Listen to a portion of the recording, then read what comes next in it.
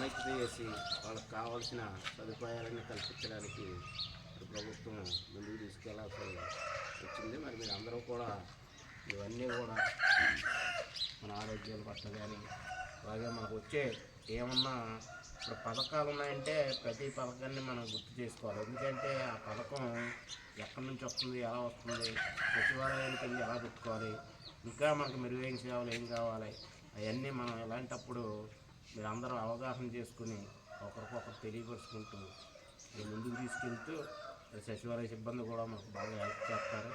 వాళ్ళందరూ కూడా ఇప్పుడు ఆఫీసులో వాళ్ళు లేరు, వాళ్ళు వస్తే మీరు రండి అన్న మాట ఉండదు. మీరు ఏ అవసరాలకు వెళ్ళినా సరే వాళ్ళందరూ కూడా మీ దగ్గర అర్జీలు ఉంటే అర్జీలు తీసుకుంటారు. ఎవరికైతే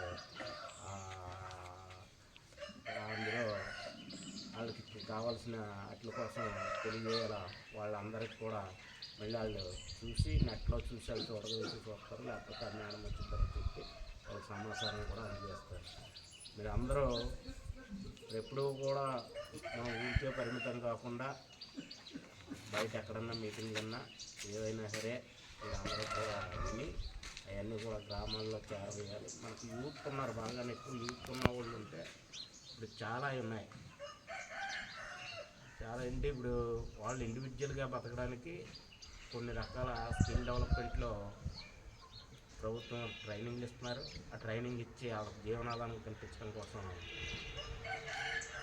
వాటికి ప్రత్యేక శిక్షణలు ఇస్తుంటే ఎవరు కూడా ముందుకు రావట్లేదు. అలా యూత్ అందరూ కూడా కనీస పని ఏదోటి వాళ్ళకి ఉన్న నాలెడ్జీ ప్రకారంగా ఏది చేసినా ఇప్పుడు బయట వ్యక్తుల కన్నా మన వ్యక్తులు బాగా చేసుకుని మనం కూడా డెవలప్ అవ్వాలంటే వాళ్ళు వచ్చి డెవలప్ అవుతున్నారు, మనమేమో ఇక్కడ కిందకి వెళ్ళిపోతున్నాం. కాబట్టి మీరు అందరూ కూడా ఆ యూత్ను కూడా తల్లిదండ్రులు ప్రోత్సహించాలి, అలాగే అందరూ కూడా ప్రోత్సహించాలి.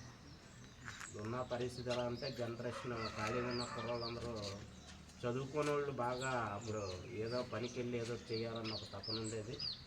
ఇప్పుడు చదువుకున్న పిల్లలు ఏం చేస్తున్నారంటే రోడ్డు మీద ట్రైన్ బట్టి కూర్చోవడం, రకరకాల వ్యసనాలకు బాధించడం ఇవన్నీ జరుగుతాయి.